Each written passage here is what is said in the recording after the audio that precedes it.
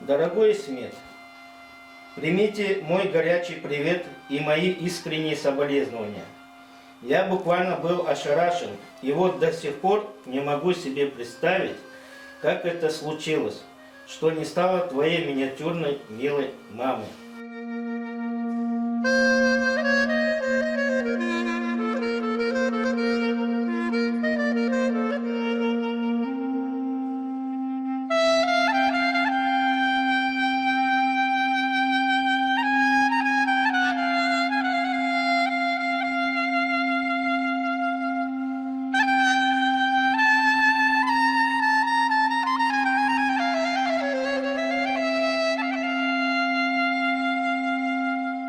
Когда я прочитал это письмо, я был просто ошарашен содержанием этого письма. Такое короткое содержание письма, она раскрывает человеческие качества Алиты Расину. Это первое, это его дружба с человеком.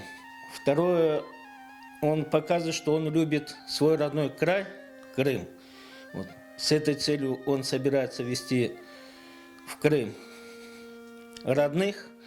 И уже в следующем тексте предложения показывается его патриотизм, что они после Крыма поедут в Москву, в ЦК, передавать документы. Вот такое короткое лаконичное письмо, но вся, как говорится, сущность, характер и патриотизм этого человека Алиты Расиновой.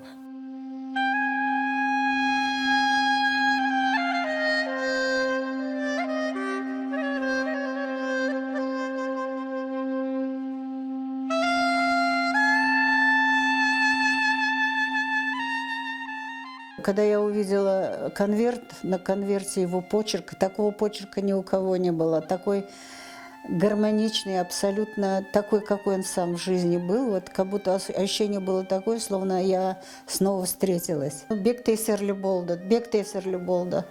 Бүтін хатыраулар, hepsi көз алдымдан кечті бұл yıllar. Даже такие моменты были, когда денег нет, а свою зарплату отдавал рабочим, чтобы макароны привозили тогда на работу. Представляете? И вот надо раздал. Заремка, сегодня у нас ничего не осталось денег, потому что я раздала.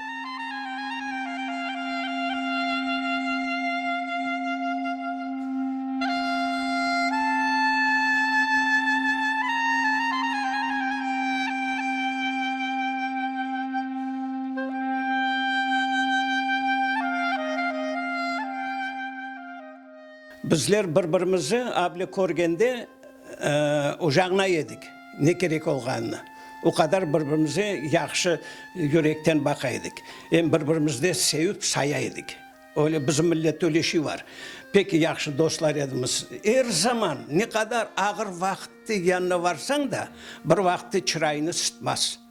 Her zaman kulüp, laf edip, bütün meseleleri aytıp, yerine koymaganca biz toxtamaydık. Bizde laf öyle, milli hareket için gece gündüz laf etmeye çaremiz var idi. Yes, açol.